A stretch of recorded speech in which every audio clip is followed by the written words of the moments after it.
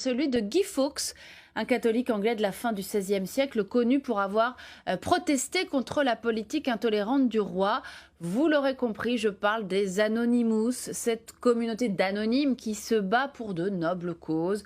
Favoriser l'élan démocratique du printemps arabe, dénoncer les banquiers voyous de Wall Street, en clair, lutter contre la corruption et défendre la liberté d'expression partout, par tous les moyens, avec un terrain de prédilection, Internet, bien sûr. Alors, le film de ce soir pose la question, ces Anonymous sont-ils des justiciers de la toile, des chevaliers blancs des temps modernes ou de dangereux hackers? Car ces Anonymous, vous le savez, sont d'abord des spécialistes du piratage de sites Internet, les sites de Sony ou d'Universal par exemple, et leur rêve ultime est très clair, utiliser leur force de frappe mondiale pour que toutes les corruptions du monde soient dénoncées sur Internet, une transparence totale.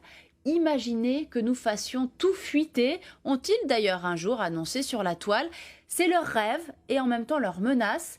Alors à vous de vous faire votre idée avec cette enquête passionnante signée Lionel de Coninck. Enquête sur ces hommes et femmes de l'ombre au Brésil, aux États-Unis, en Asie et en France. Bon film et à très bientôt sur LCP.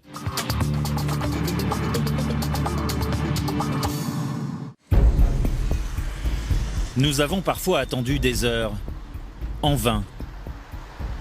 De rendez-vous manqués en fausses promesses d'interview, il nous a fallu plusieurs semaines pour établir des contacts, pour comprendre les codes, le langage des Anonymous. Anonymous n'est pas une organisation, une partie ou même un mouvement. Anonymous n'a pas de leader, pas de gourou, pas des idéologues. Même si nos armes sont plus faibles que les leurs, nous sommes beaucoup plus nombreux. Et surtout, nous sommes très motivés. C'est un avantage dans notre lutte pour la liberté. Personne ne nous arrêtera, nous serons toujours là. Pour moi, ce sont des gamins irresponsables. Ils se fichent des dégâts collatéraux. Les pouvoirs n'arriveront pas à vaincre Anonymous. La force d'Anonymous, c'est d'être suffisamment varié, mouvant, élastique, pour rester sur le champ de bataille quoi qu'il arrive. On peut très bien imaginer un groupe terroriste qui se servirait du nom d'Anonymous pour initier une action. Nous nous battons pour vos libertés. Nous sommes anonymes. Nous sommes légion. Nous ne pardonnons pas. Depuis quelques mois, ils sont partout. Ils bloquent des sites internet. Foule anonyme, ils manifestent dans les rues avec un slogan. Nous sommes légion. Les Anonymous sont jeunes, disséminés partout dans le monde et ils communiquent entre eux via Internet sur des réseaux discrets, secrets même. C'est dans ces canaux de discussion que nous avons pu établir le contact. Ils sont méfiants, il nous a fallu du temps pour enfin rencontrer l'un d'eux.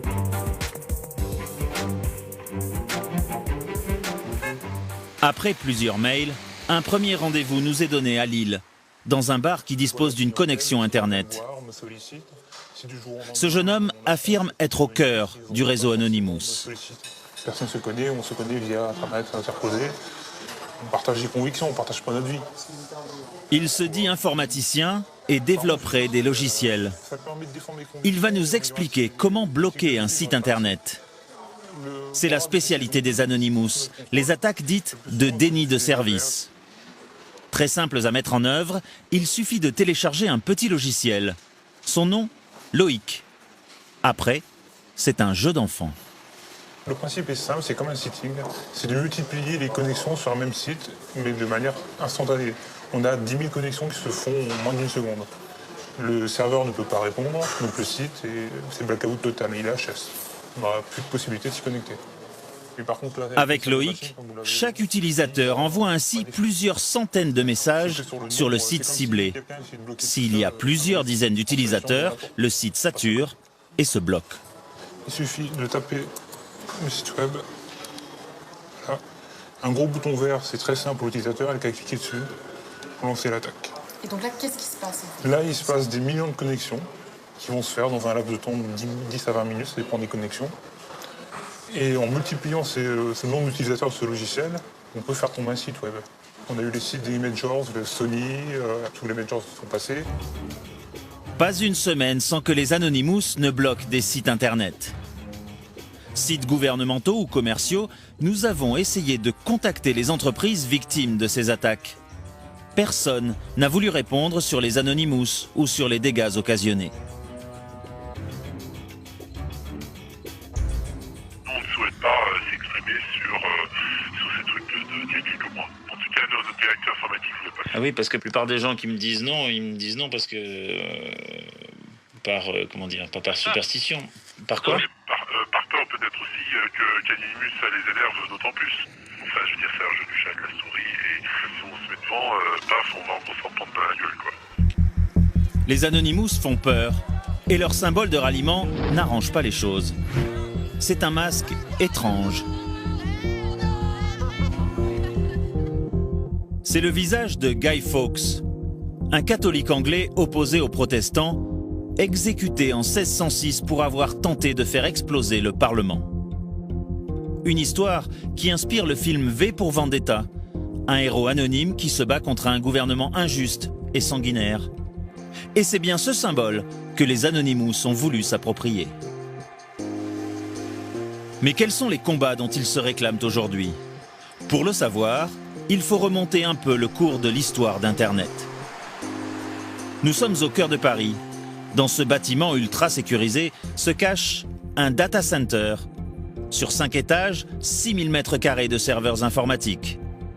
Ici, on stocke toutes les données de grandes entreprises françaises comme des banques ou des grands magasins. Benjamin Bayard est un des précurseurs français de l'Internet. Tout ce que vous voyez, ce sont plein d'opérateurs différents. Un data center comme ça, c'est l'alimentation d'une ville moyenne. Cet expert en télécommunications nous rappelle comment est né le réseau mondial. Ils sont venus très très tard. L'armée américaine avait commandé une étude pour fabriquer un réseau militaire indestructible, y compris en cas de guerre nucléaire. On leur a livré les plans, il se trouve que c'était les plans d'Internet et que ça répond à cet objectif-là. C'est indestructible. Par contre, Internet répond à un deuxième objectif qui n'était pas demandé par les militaires, c'est incontrôlable. Parce que c'est indestructible, c'est incontrôlable. Puisque vous ne pouvez pas l'éteindre, vous ne pouvez pas empêcher les gens de s'en servir, vous ne pouvez pas contrôler ce qui se passe dessus. Les militaires abandonnent le projet, mais il est récupéré par des universitaires qui veulent échanger des informations.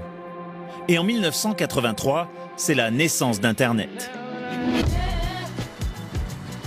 Pour en retrouver les créateurs, il faut partir aux États-Unis, en Californie. Direction la Silicon Valley, à côté de San Francisco. Les géants de l'Internet sont tous basés ici. Parmi ces sociétés au chiffre d'affaires vertigineux, une organisation à but non lucratif, l'Internet System Consortium. Et voici Paul Vixie, l'un des pères de l'Internet moderne. Comme vous pouvez le voir, j'avais beaucoup de cheveux à l'époque. Je devais avoir 27 ans. Pionnier d'Internet, Paul Vixie est nostalgique des débuts. Car pour lui, aujourd'hui, le net, c'est surtout ça. Un gigantesque supermarché. On s'est, selon lui, bien éloigné de l'idée de départ.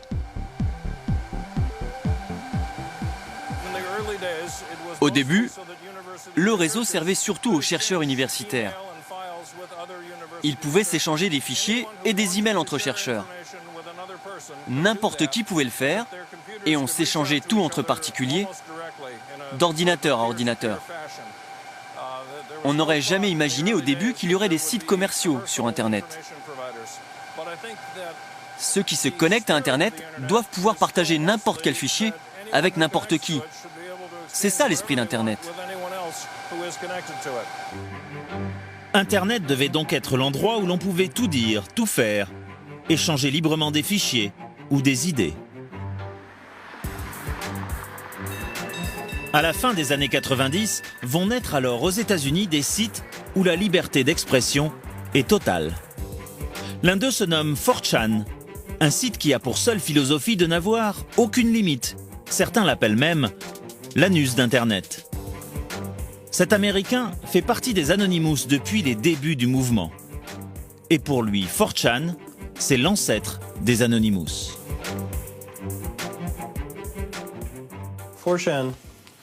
4chan est un forum où les tout premiers membres d'Anonymous se rencontraient, avant même que ne soit créé Anonymous, même avant que les pans entiers d'Internet ne soient construits.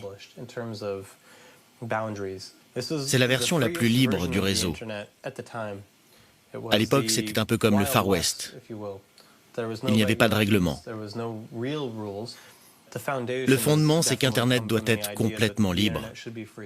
Vous devriez pouvoir écrire ce que vous voulez, même si c'est diffamatoire, même si c'est raciste, même si c'est sexiste, même si c'est quelque chose que la plupart des gens trouvent inacceptable.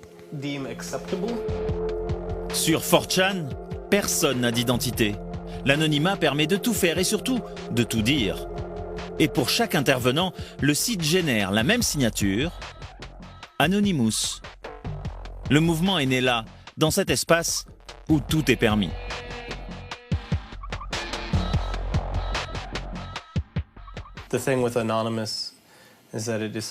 Le truc avec les Anonymous, c'est qu'ils ont décidé qu'ils n'oublieraient pas, qu'ils n'abandonneraient pas le combat pour garder ce que le cœur d'Internet doit être, c'est-à-dire l'Internet libre. Alors les Anonymous ont grandi avec l'idée qu'ils allaient dorénavant combattre tous ceux qui ne voulaient pas de la liberté d'expression sur Internet. Ils veulent en finir avec ces gens-là. Combattre la censure sur Internet, c'est la mission que se sont donnés les Anonymous. Un événement va leur permettre de sortir de l'ombre et l'église de Scientologie va en faire les frais.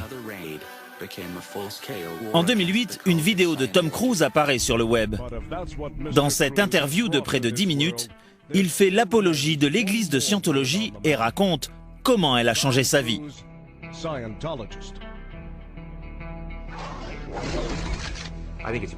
Je pense que c'est un privilège d'être scientologue et c'est une chose qui se mérite. Parce qu'un scientologue agit. Il ou elle a la possibilité de créer une nouvelle réalité et de meilleures conditions de vie. À l'époque, la Scientologie aurait voulu faire retirer l'interview d'Internet. Mais les Anonymous voient dans cette tentative une volonté de censure insupportable. C'est une vidéo qui a fuité et dans laquelle Tom Cruise décrit les philosophies et les concepts internes de l'église de Scientologie. Ce qui s'est passé, c'est que la sécurité de l'église de Scientologie, réalisant que cette vidéo avait été rendue publique, a essayé de la retirer d'Internet, de la faire disparaître. Par chance, dans les premiers groupes d'Anonymous, la plupart des membres avaient bien compris la valeur de ce genre d'informations. Ils voulaient forcer les gens à rendre des comptes. Et ils ont donc décidé de faire des copies de la vidéo. Quiconque essaye de se mettre en avant et de dire « je contrôle l'information », « je contrôle Internet »,« je contrôle la liberté d'expression », pour nous, c'est simplement inacceptable. Au final, l'église de Scientologie a perdu le combat. Diffusée sur des dizaines de sites par les Anonymous, la vidéo de Tom Cruise est aujourd'hui toujours disponible sur Internet.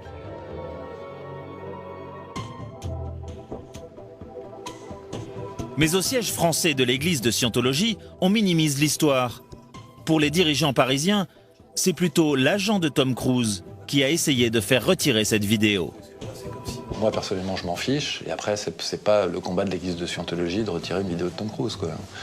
Je veux dire, franchement, on a d'autres choses à faire que de se battre sur ces trucs-là, quoi. Ici, forcément, on n'aime guère les Anonymous. Et le porte-parole de l'église s'emporte contre ce qu'il appelle du harcèlement.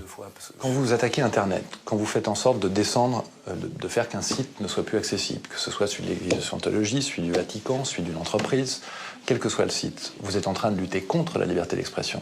La liberté d'expression veut que vous laissiez ces gens-là s'exprimer. Il n'y a aucun courage à être masqué et à s'attaquer à des gens pour leurs croyances. Il n'y a pas plus de courage.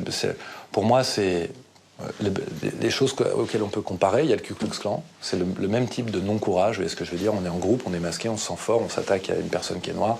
Mais on est en groupe, on est masqué, on se sent fort, on s'attaque à un scientologue. C'est pareil. Des années plus tard, Tom Cruise montrera qu'il n'est pas rancunier. Donnez-moi un autographe, s'il vous plaît. S'il vous plaît, un autographe. Allez, Monsieur Cruz. Monsieur Cruz. Lors de la première d'un film de la star à Berlin, un Allemand le supplie de bien vouloir lui signer son masque d'Anonymous. Allez, soyez gentleman, signez-le-moi. Vous êtes très cool, j'adore. Merci, merci mille fois. Je vous aime. Tom Cruise a de l'humour. L'église de Scientologie, toujours en proie aux Anonymous, un peu moins.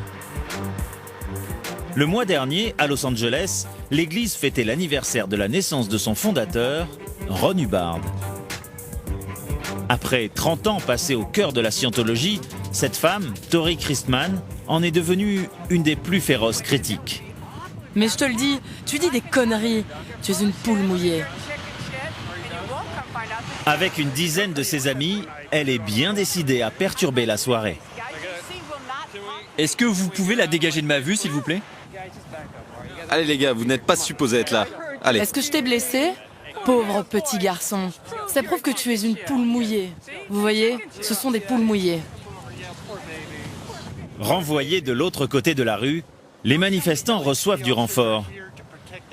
Ancienne scientologue, elle aussi, devenue Anonymous, cette jeune femme est venue prêter main forte.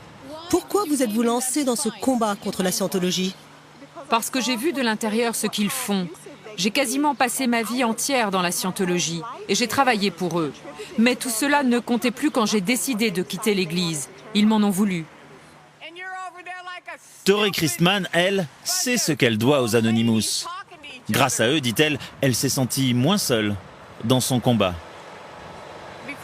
Avant que les Anonymous n'apparaissent en 2008, il n'y avait que 5 ou 10 personnes qui osaient parler, et même dire leur nom. Quand les Anonymous sont arrivés, des gens se sont mis à parler partout dans le monde, et les médias se sont intéressés à notre combat, et ont interviewé d'anciens adeptes. On a écrit des livres, c'était fabuleux, n'est-ce pas?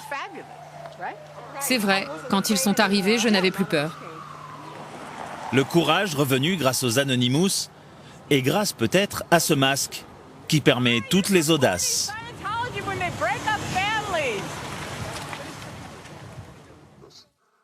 Cet homme est un ancien Anonymous. Il accepte de parler de ses camarades, mais masqué, toujours. Car selon lui, c'est de là que vient la force du mouvement. Pour les adversaires d'Anonymous, l'anonymat, c'est une manière de se protéger. C'est vrai. Mais au-delà de ça, le fait de se créer une fausse identité vous donne une liberté de parole totale. Et cette expérience-là de la liberté de parole totale, dans un monde qui est très censuré, est une expérience très forte. Et ça fait de l'anonymat pas seulement un moyen de protection, mais aussi un moyen de s'exprimer autrement, de ne plus avoir peur de la manière dont on va être jugé par ce qu'on a dit, telle ou telle chose. Ça donne du courage et ça donne de la liberté. Fort de ses premiers succès, les Anonymous vont alors se lancer dans d'autres combats.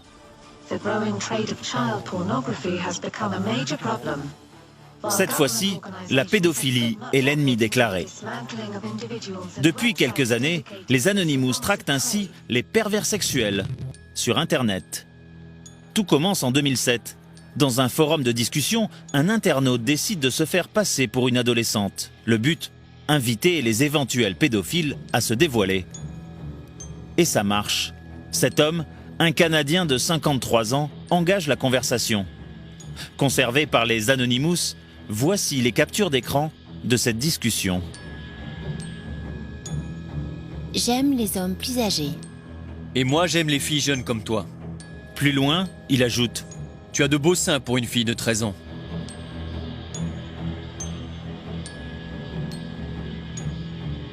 Je te montrerai bien mon sexe, mais mon fils vient de rentrer de l'école. Je dois aller à l'église. Plus tard, il n'hésitera pas à s'exhiber devant celle qu'il croit être une écolière de 13 ans. Les Anonymous vont être impitoyables. Il le dénonce à sa paroisse et à la police de Toronto. Quelques jours plus tard, il est arrêté et passera quelques années en prison. Depuis cette première victoire, il y a 5 ans, les Anonymous n'ont cessé de se battre contre ces pervers sur Internet. Mais pour rencontrer ceux qui mènent la lutte aujourd'hui contre la pédophilie, il faut aller au Brésil. Ici, il y a plus d'utilisateurs d'Internet que d'habitants en France. Mais le Brésil bat d'autres records. En quelques années, le pays est devenu une des destinations préférées des touristes sexuels. L'UNICEF estime ainsi à 250 000 le nombre d'enfants brésiliens livrés à la prostitution. La pédophilie, cible numéro 1 des Anonymous brésiliens. Et ici, comme partout ailleurs, les Anonymous sont prudents.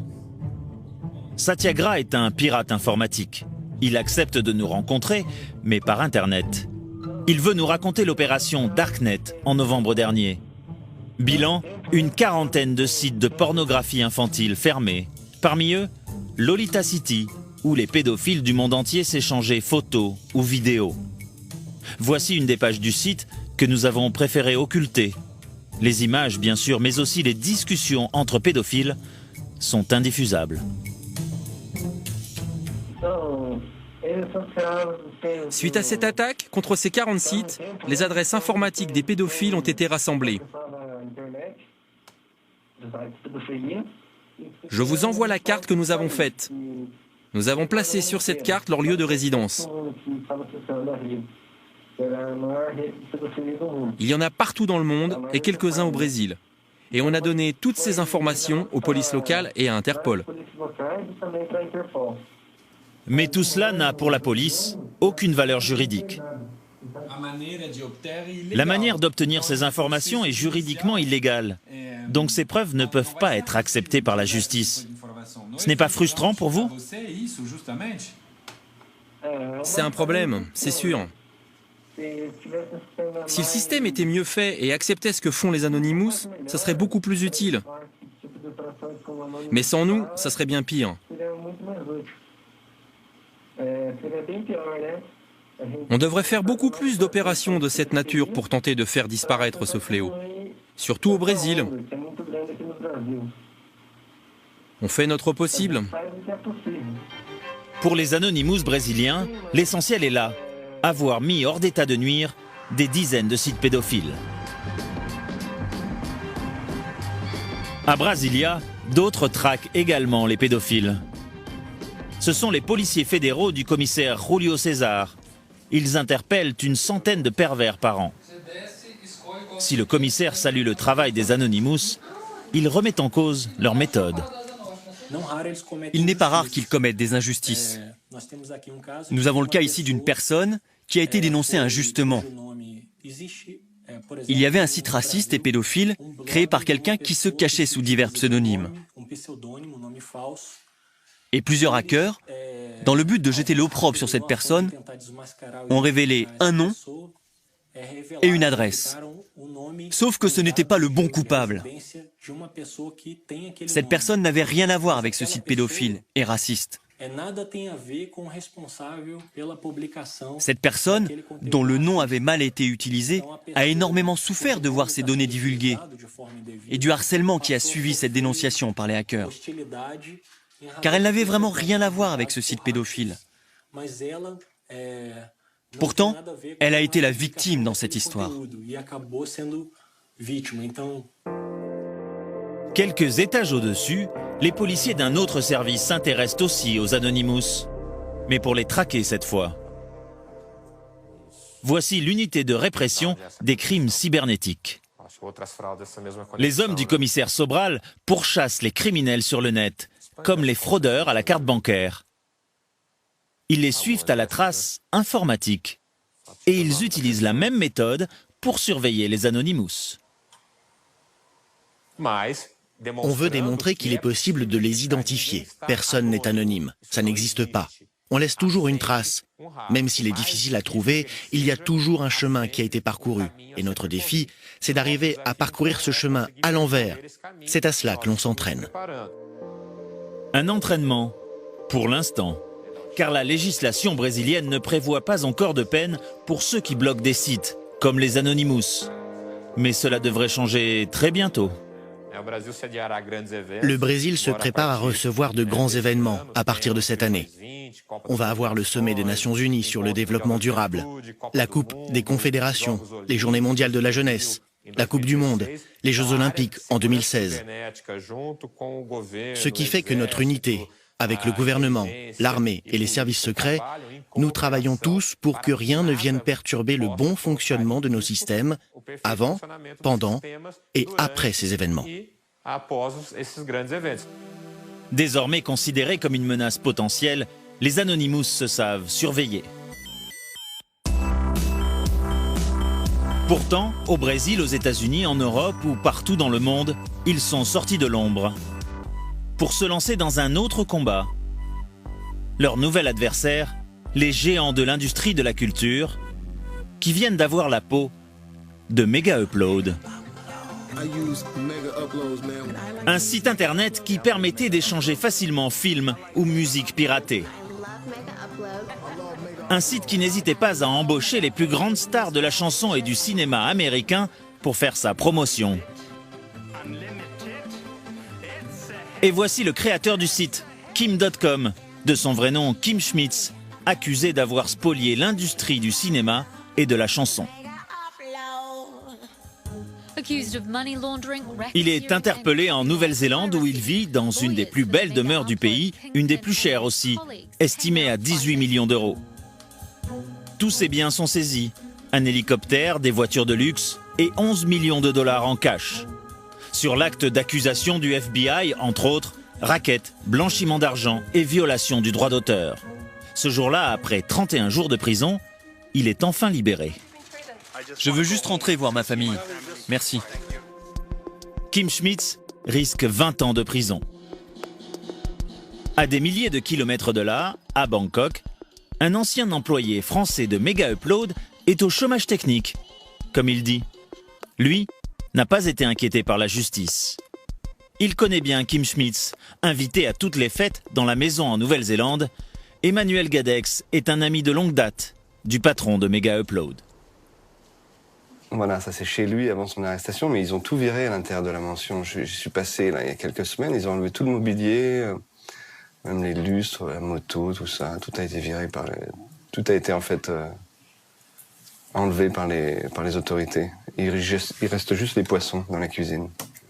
Aujourd'hui encore, l'ancien directeur technique de Mega Upload ne comprend pas pourquoi les autorités se sont attaquées à leur site en particulier. Il y a des dizaines, peut-être même des centaines de sites qui offrent ce genre de service d'hébergement. Il n'y a rien de spécial à offrir de l'hébergement sur Internet. Tout le monde en a besoin, tout le monde a besoin d'échanger des fichiers, des données, des films, des vidéos, tout quoi. Alors, pourquoi selon vous s'être attaqué d'abord à Mega Upload ? Parce que c'était le plus gros, et puis parce que la nature de son dirigeant, Kim.com, est quelqu'un d'assez flamboyant, c'était la victime parfaite, délit de sale gueule, c'était génial pour les autorités. Kim Schmitz, le fanfaron, qui devient ce jour-là le champion du monde d'un célèbre jeu vidéo. Kim Schmitz qui a peut-être manqué de discrétion aux yeux de l'industrie du cinéma. Les dirigeants de MegaUpload.com sont accusés d'avoir soustrait plus de 500 millions de dollars de manque à gagner à l'industrie culturelle, notamment à Hollywood.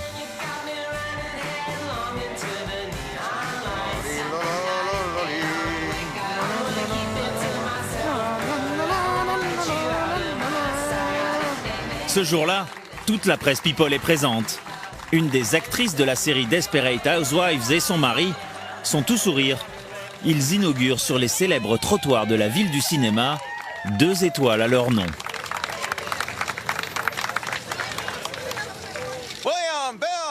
Desperate Housewives est une des séries phares de la télévision américaine. Un succès planétaire qui en fait aussi une des séries les plus téléchargées illégalement. Alors pour ces stars d'Hollywood, entre cette récompense et la fermeture de Mega Upload, c'est un grand jour.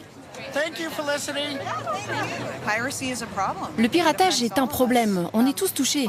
5% des acteurs réussissent à vivre du métier. Les autres vivent au jour le jour, au cachet, et ceux qui piratent portent atteinte à leur niveau de vie. Le fait qu'ils aient fermé Mega Upload, c'est quelque chose de positif pour vous ? Oui, c'est positif. C'est du vol. Appelez ça comme vous voulez, mais voler, c'est voler. Et à Los Angeles, voler l'industrie du cinéma, ça n'est pas vraiment très bien vu. Ici, il en va des emplois de centaines de personnes. De la survie économique de toute une ville. Antoine de Cazotte vit à Los Angeles. Il est le producteur exécutif du film qui rafle toutes les récompenses cette année, The Artist. Alors ça, c'est des bons moments récents. Je suis avec Jean, on est à l'after party au Château Marmont et on est bien content. Ça, c'était le vendredi 25 à Paris avec Bérénice Bejo où elle a gagné le César. C'était aussi une belle journée. Ça, c'est avec Thomas Langman après la victoire des Golden Globes. Le producteur nous amène alors dans les décors de The Artist pour nous montrer qu'un tournage, ça coûte cher. Non, rien à voir. C'est complètement décoré différemment. Et là, c'est une scène du film qui a coûté cher?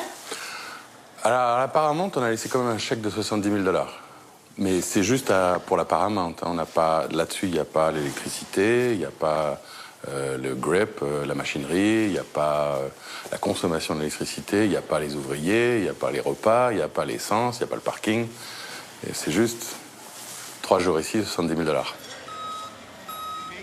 Bien sûr, les lampadaires électriques comme on voit maintenant, il n'y en avait pas. Bien sûr, le feu rouge n'existait pas. Donc on reconstitue la ville à l'époque où le film se passe. Et ça coûte cher, forcément. Eh ben, tout coûte cher. Vous voyez le nombre de personnels qui sont occupés à organiser les décors. Les salaires de ces gens-là se tournent autour de 17 $ de l'heure, quand c'est pas 30. Je pense qu'on a dû dépenser facilement 300 000 $ en décor ici. Au final, budget du film, 15 millions de $. Des montants vertigineux qui justifient pleinement qu'on protège l'industrie, selon les professionnels du 7e art. Alors, dans la ville du cinéma, dès que l'on évoque l'affaire Mega Upload devant un syndicat de producteurs, les sourires illuminent les visages.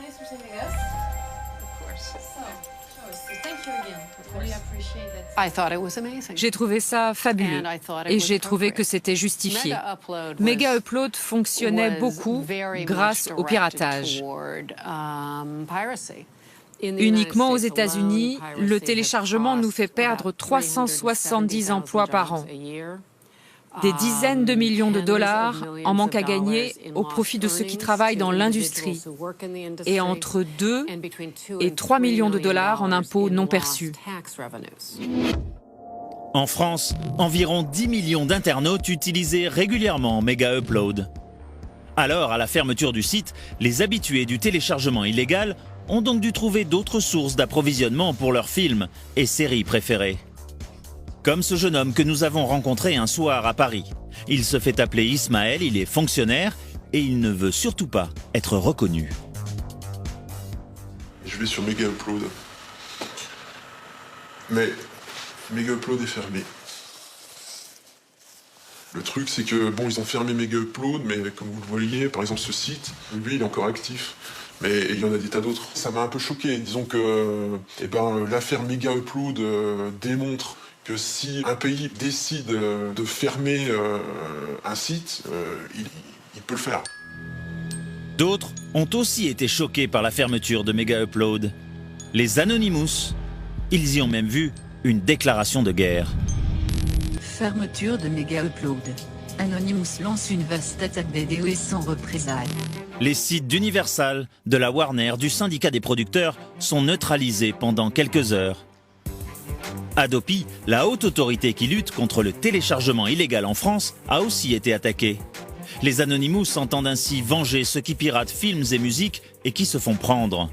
Dorénavant, avec Adopi, après 2 avertissements, l'internaute peut se retrouver en justice.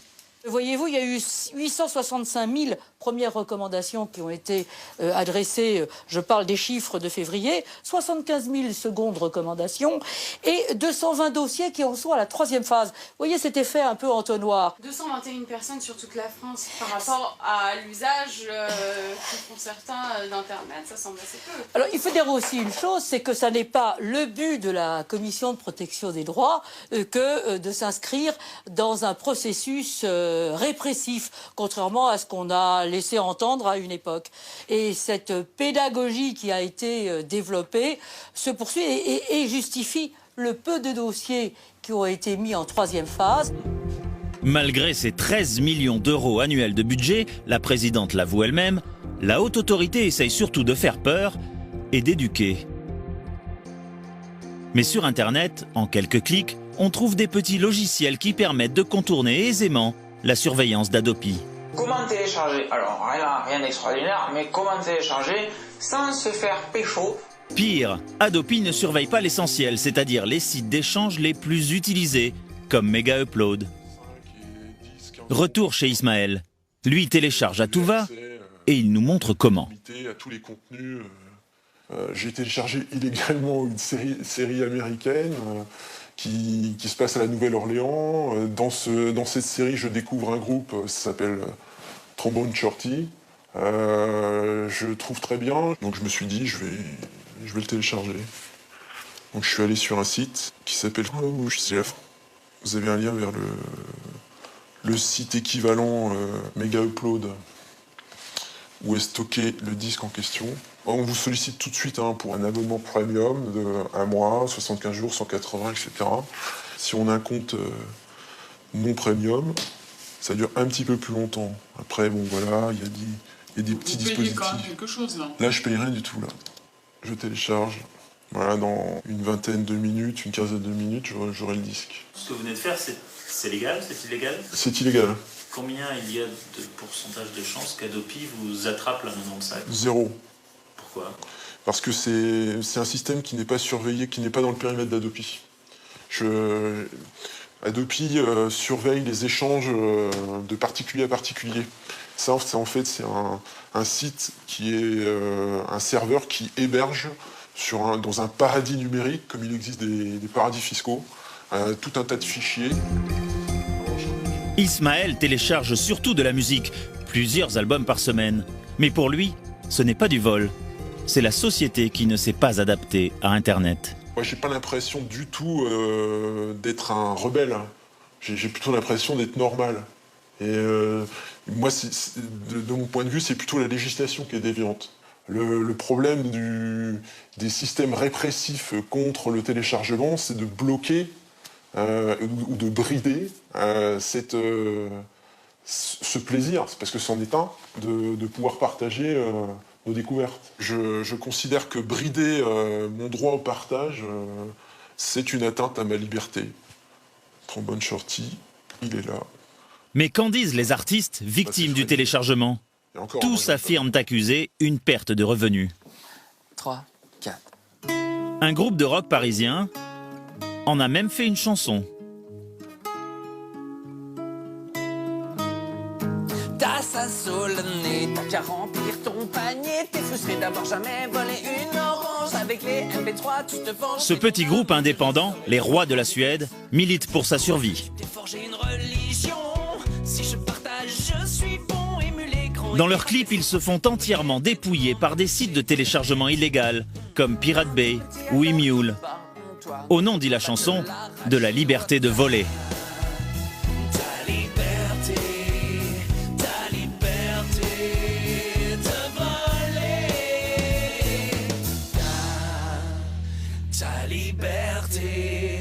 Ta liberté de voler. Vous vous sentez vraiment pillé, vous, parce que là, dans votre clip, on vous voit être dénudé par Pirate Bay. Déjà, premièrement, quand t'as vu le clip, tu en pensais quoi? Je veux dire, à la fin, quand on est nu, tu pensais... Couper ce passage-là, en fait. Pour savoir. Voilà, c'est un des seuls trucs sur lesquels on est prêt à revenir sur ce clip, c'est qu'effectivement, on n'était pas en grande forme physique et on s'est rendu compte qu'on aurait pu donner une meilleure image de la lutte anti-téléchargement.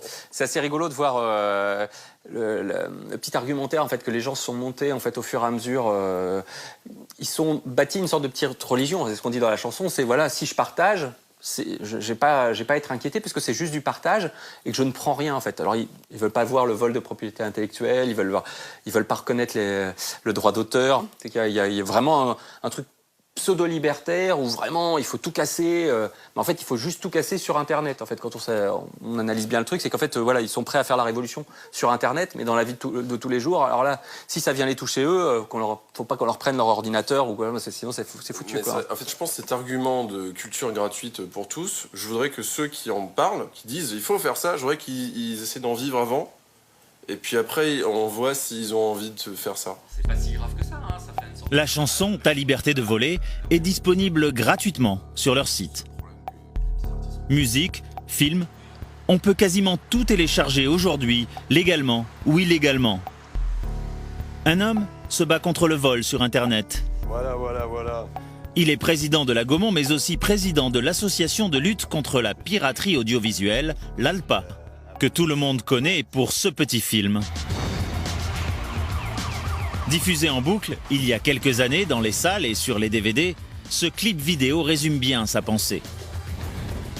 Le téléchargement illégal, c'est du vol, et selon lui, Internet ne peut pas être une zone de non-droit. L'humanité se fonde d'abord sur des valeurs. Les philosophes grecs, les Lumières, les philosophes modernes. Et qu'une technologie ne change pas les valeurs. Que ce qu'ils appellent partage, j'ai le regret de dire que c'est du vol. On partage quelque chose qui vous appartient. C'est plus agréable de télécharger gratuitement. Oui, écoutez, on est tous d'accord. C'est plus agréable d'avoir une voiture gratuite. Leur concept juridique de propriété, d'identité ne s'applique pas à nous. Rejoignez-nous. Aidez-nous à défendre notre maison, l'Internet. Deux discours inconciliables. Pour les Anonymous, empêcher le téléchargement illégal, c'est aussi empêcher la libre circulation des idées, de la culture. Et quand le monde réel cherche à réglementer Internet, les Anonymous repartent en guerre. L'ACTA, voici le nouvel ennemi des Anonymous et internautes du monde entier. Car cet accord commercial anti-contrefaçon prévoit aussi un contrôle renforcé sur Internet. Aujourd'hui, à cause de l'ACTA, Internet va commencer à être censuré. Et c'est dommage, on n'a pas tellement envie d'être fiché, on a le droit d'avoir une vie privée, on a le droit d'être anonyme sur Internet.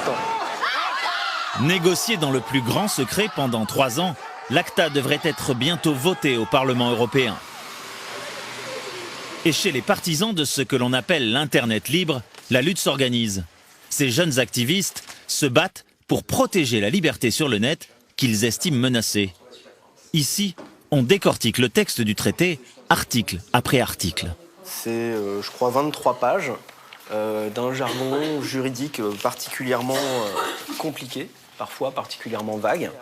Pour Jérémy Zimmerman, ce texte est une vraie menace pour la liberté d'expression. Avec les sanctions pénales qui pèsent sur tous les acteurs de l'Internet, on leur met un flingue sur la tempe en disant « Hey, monsieur Orange, monsieur Google ou monsieur n'importe qui », soit on t'amène devant les tribunaux et on va te flinguer pour complicité d'infraction à une échelle commerciale, soit tu vas être bien gentil et tu vas coopérer avec nous. Et quand on va te demander de couper l'accès à lui, ou d'enlever tel site de l'Internet ou de le rendre inaccessible à tes utilisateurs, tu vas être gentil, mais tu vas le faire le petit doigt sur la couture du pantalon. Et c'est ça le but de l'ACTA, c'est littéralement de privatiser la répression sur Internet. C'est quelque chose de complètement intolérable. Pour ces activistes, nous sommes tous concernés. L'ACTA transformerait les opérateurs qui vous fournissent Internet chez vous en police privée. Ces mesures, ces sanctions pénales, ne vont pas vous concerner vous directement, mais utilisées comme une menace sur votre fournisseur d'accès, elles vont peut-être forcer votre fournisseur d'accès à vous couper l'accès à tel ou tel site, à vous réduire le débit ou à prendre quelques mesures répressives. Maintenant, il faut se faire entendre là où tout va se décider. À Bruxelles. Au Parlement européen, c'est l'agitation. 3 jours de débats et de réunions, les commissions mettent la dernière touche au traité. Pour l'occasion, les activistes de toute l'Europe se sont donné rendez-vous au Parlement. Voici leur camp de base, dans un recoin de la cafétéria, avec les moyens du bord. Il y a Géraldine qui vient du Mexique, Mike qui vient de Pologne. Il y a Marcus qui vient juste de partir et qui, lui, est en Allemagne. On est interconnectés par des dizaines de canaux de communication. Mais l'idée, c'est voilà, de pouvoir venir physiquement faire quelque chose ensemble dans le Parlement européen. Et le militant va profiter d'une conférence de presse avec les commissaires rapporteurs de l'ACTA pour passer à l'action. Jérémy Zimmerman pense que le texte est trop flou, qu'il laisse trop de place à d'éventuelles interprétations liberticides. S'il y a tant de différentes interprétations du texte avec ACTA, est-ce que le flou dans la rédaction même du traité ne mérite pas qu'on le rejette, au moins pour cette raison? Je suis d'accord avec vous. Nous essayons de réparer certaines parties du texte qui sont vagues. Il y a des problèmes importants dont nous devons débattre et nous essaierons de tirer cela au clair dans les mois qui suivent. Attendez, je vais juste l'attraper. Il faut que j'arrive à le rencontrer dans les jours qui viennent, pardon. L'internaute veut approcher le rapporteur européen de l'ACTA et obtenir un rendez-vous. Il veut lui exposer en tête-à-tête ses arguments contre le traité. On pourrait discuter des larges possibilités d'interprétation du texte, notamment au niveau des sanctions pénales. Petite discussion informelle, et le rapporteur européen semble consentir à un rendez-vous. Ce qu'il m'a donné, c'est la carte générique de son bureau. J'ai essayé de lui demander un contact direct, il m'a donné la carte avec le numéro qui conduit à son standard. Donc je sais que je serai filtré. Et moi, j'ai bien demandé explicitement, est-ce que je peux vous joindre directement? Il m'a sorti cette carte pour que je passe au travers de ses assistants. Donc il avait l'air ouvert et souriant, etc. On va voir maintenant si j'arrive à le joindre, si j'arrive à lui parler, et si une fois qu'on a parlé, ses actes correspondent à sa parole. Pas me prendre pour un schtroumpf non plus. Le texte devrait être voté en juin prochain. Mais devant l'ampleur de la contestation, plusieurs États membres ont déjà annoncé leur intention de voter contre ACTA. Si les activistes du net remportent une victoire au Parlement européen, c'est aussi grâce à une mobilisation planétaire. Comme ici au Brésil. Nous sommes à Sao Paulo. Après plusieurs semaines d'approche, ces deux hackers ont accepté de nous rencontrer. Eux aussi se battent contre ACTA. L'un d'eux s'apprête à bloquer un site européen qui lutte contre le téléchargement illégal. J'utilise 25 ordinateurs auxquels j'ai accès pour attaquer ce site. Alors, allons voir maintenant si le site est bloqué. Ces 25 ordinateurs, ce sont des ordinateurs d'amis à qui ils appartiennent? Ce sont des ordinateurs auxquels j'ai accès. Tu comprends? Auxquels j'ai réussi à avoir accès et je les utilise pour ces attaques. C'est simple, je les ai piratés. Pour cette attaque, Tariki a rejoint des Anonymous du monde entier. Ils sont presque une centaine dans cette opération. Au final, ce site anti-piratage va céder devant les attaques des Anonymous.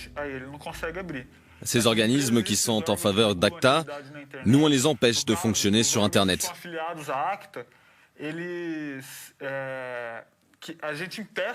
On empêche que leur site soit accessible. On ne provoque pas de dégâts physiques. Ils ne perdent pas d'argent. C'est juste qu'il est impossible d'accéder à ce site. D'une opération à l'autre. Depuis plusieurs mois, tous les Anonymous de la planète ont un nouvel ennemi. Le régime syrien. Même ici au Brésil. Les deux hackers sont en première ligne dans cette bataille sur le net.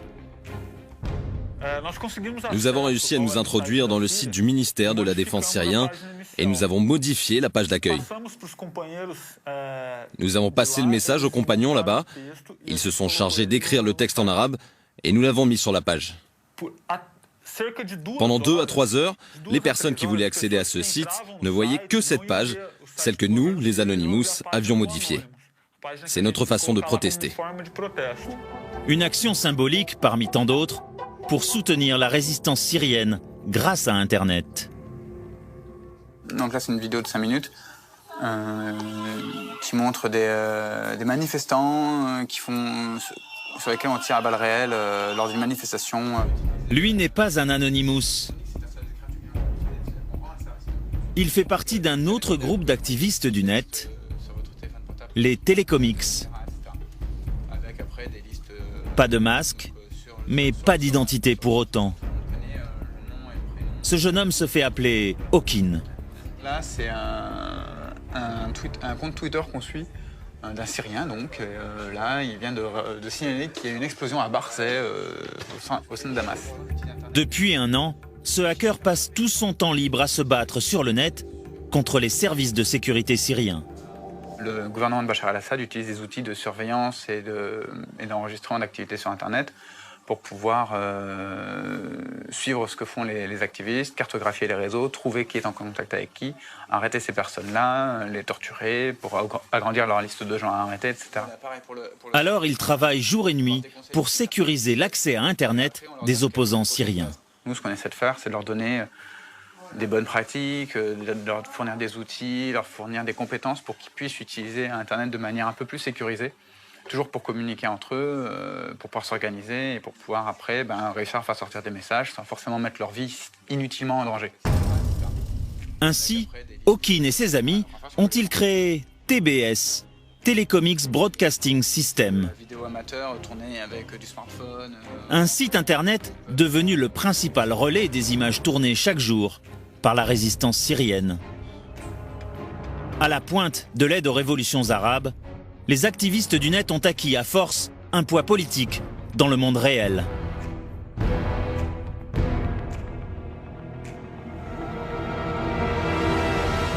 Un anonymous aujourd'hui a clairement plus de pouvoir que le militant de base d'un parti politique. Il a plus de pouvoir à l'intérieur du mouvement parce qu'il est absolument libre, alors que le militant de parti politique il fait ce qu'on lui dit. Et il a plus de pouvoir parce que quand une opération se lance et que la presse entière, voire le monde entier, la répercute, c'est quand même autre chose que d'aller distribuer des tracts à la sortie du métro. Donc il y a un vrai pouvoir du militant d'Anonymous. Il y a un sentiment d'appartenance à quelque chose qui est efficace. Et ce nouveau pouvoir est forcément observé de très près par les gouvernements du monde entier. Ainsi, à la Direction centrale du renseignement intérieur, le contre-espionnage français, si on ne considère pas encore les Anonymous comme une menace, le numéro 2 est malgré tout inquiet. L'anonymat pourrait cacher bien des dérives. On peut très bien imaginer un groupe terroriste qui se servirait du nom d'Anonymous pour initier une action. Quand je dis ça, on peut l'imaginer, mais on ne l'a jamais constaté, on ne l'a jamais vu. Donc en ce sens-là, pour nous, c'est nécessaire d'avoir une vigilance absolue pour être certain que derrière ce masque d'Anonymous ne se cachent pas d'autres personnes ou d'autres groupes qui auraient des objectifs, je dirais, moins ponctuels que ceux que développe Anonymous. Dorénavant, toutes les polices du monde infiltrent le net, comme jamais.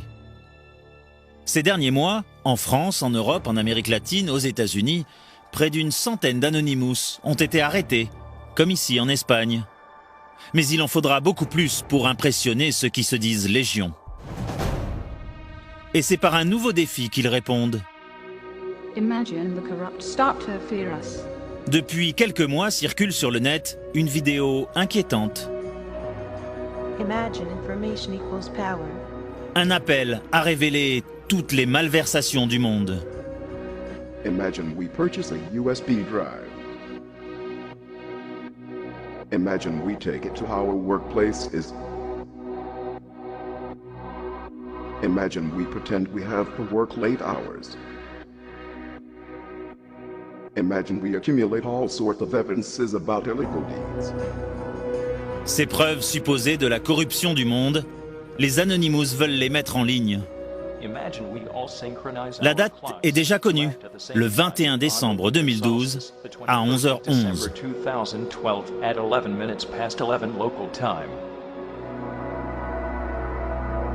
Imagine we leak it all. We are anonymous. We do not forgive. We do not forget. Le rêve de tout Anonymous, enfin réalisé, la transparence totale, grâce à Internet.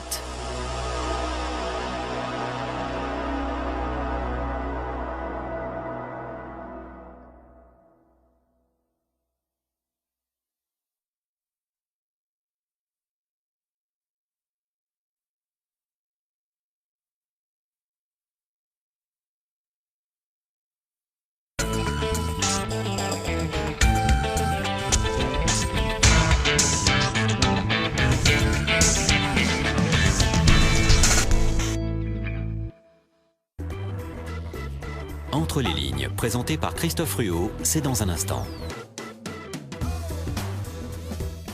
Quand j'avais 15 ans, c'est pas question de dire je suis homosexuel. Une aberration. 1960. Une loi retient l'homosexualité comme circonstance aggravante en cas d'outrage à la pudeur. On a la devise liberté, égalité, fraternité, et en fait, en termes d'égalité, on est gangréné par les discriminations.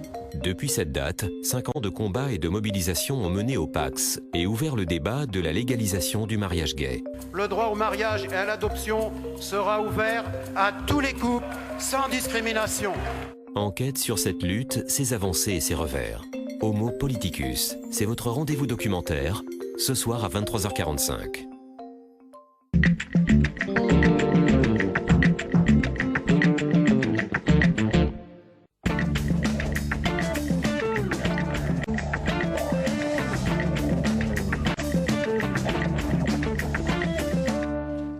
Bienvenue ici Entre les lignes, très heureux de vous retrouver, bien sûr. Bonne année à toutes et à tous. Nous allons continuer en 2013 de passer en revue les pages politiques de vos news magazines avec quelques fines lames envoyées par leur rédaction. Par exemple, Karl Meus pour le Figaro Magazine. Bonjour Karl. Bonjour Christophe et bonne année à vous aussi. Merci d'être avec nous. Nous accueillons une nouvelle venue. Nous sommes très heureux de l'accueillir. Autant le dire tout de suite, soyons clairs. C'est Anna Cabana pour Le Point. Bonjour Christophe. Bienvenue Anna, merci d'être là également. En face de vous, il y a un sociétaire, mais que vous connaissez par cœur. C'est Claude Veil pour Le Nouvel Observateur. Bonjour Claude. Bonjour Christophe. Et puis enfin, Laurent Neumann pour Marianne, également avec nous en 2013. Bonjour Laurent. Bonjour Christophe. Nous allons tout de suite redécouvrir, puisqu'on les a déjà un peu aperçus derrière vous, les couvertures de vos journaux cette semaine. Voici d'abord celle du Figaro Magazine, avec la grande mobilisation. Il est bien sûr question de la manif de dimanche. On va y revenir d'ici à un court instant. Le Nouvel Observateur, mariage pour tous également. Pourquoi ils disent oui, un manifeste signé par plusieurs personnalités. Nous allons en parler. Marianne revient sur l'affaire Depardieu et nous dit toute la vérité sur le scandale Depardieu. Il est également question du mariage gay. Et puis enfin, Le Point, avec là aussi des vérités, mais aussi des mensonges. Viande, la nouvelle guerre de religion. C'est dans Le Point cette semaine. Commençons tout de suite avec le Figaro Magazine qui sonne la charge contre le mariage homosexuel. C'est l'heure de la grande mobilisation puisque la manif c'est dimanche à Paris. Le Figmag se veut très pratique en rappelant le parcours des différents cortèges. Le voici, voilà, jusqu'au Champ de Mars et les consignes des organisateurs. Alors pour vous, Karl, pour le Figaro Magazine, c'est un moment important, un moment clé à un peu plus de 2 semaines du débat à l'Assemblée nationale. Oui, c'est un moment important, on le voit bien, tout le monde estime qu'il y aura un grand nombre de manifestants, on dit peut-être 1 million, peut-être un peu moins. Je trouve que c'est un peu dangereux d'ailleurs d'ores et déjà de dire 1 million et de fixer une barre, parce que évidemment si c'est un peu en dessous, tout de suite on évoquera un échec, alors que la comparaison c'est avec la première manifestation du mois de novembre où c'était entre 100 à 150 000 personnes. Oui, on sent aussi que la comparaison, vous la faites indirectement avec une autre manif beaucoup plus ancienne, c'est-à-dire celle en faveur de l'école privée en juin 84. Ça pourrait être là la version 2013 de l'école privée 84. En fait, c'est le rêve des organisateurs et c'est le rêve de la droite, c'est de refaire 1984. Je pense que c'est une erreur stratégique parce que 2013 ne sera pas 1984. Pour plusieurs raisons. D'abord, ça arrive assez tôt dans le quinquennat. 1984 arrive quand même à un moment où Mitterrand est assez épuisé, a perdu des élections, a un certain discrédit dans l'opinion. Et la droite, en 1984, arrive à préempter le thème de la liberté. Au fond, qu'on soit d'accord ou pas d'accord, la droite défend la liberté avec l'école privée, l'école libre, par rapport au gouvernement socialiste qui mettrait en danger cette liberté.